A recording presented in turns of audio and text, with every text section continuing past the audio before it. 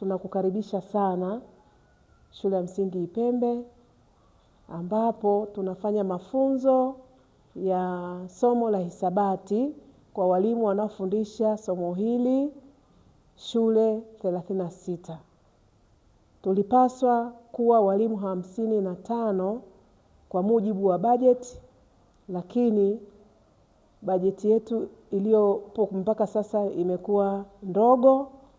Kwa hiyo nimepokea maelekezo kutoka ofisi ya Katibu Tawala Mkoa kwamba fedha ambazo tunazo kwenye akaunti yetu zitumike kwa baadhi ya walimu hawa 36.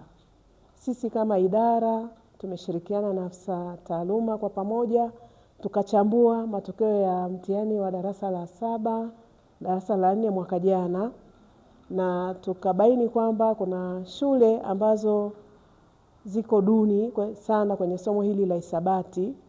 Tukapata hizi shule 36. Kwa hiyo awamu hii tumefanya mafunzo ya hisabati kwa walimu wanaofundisha darasa la 3 kwa shule 36, lakini tukipata pesa tena awamu ya pili tutawawezesha walimu 10 na ngapi wamebaki? 19 waliobaki, ili basi shule zetu ambazo ziko kwenye bajeti ziweze kupata mafunzo haya, walimu wakatusaidie. Lengo la mafunzo haya tumesema ni kuwajengea walimu wanaofundisha darasa la 3 uwezo katika ufundishaji wa somo hili, kwa kuwawezesha kujua njia na mbinu bora zinazopaswa kutumika kufundisha somo la hisabati.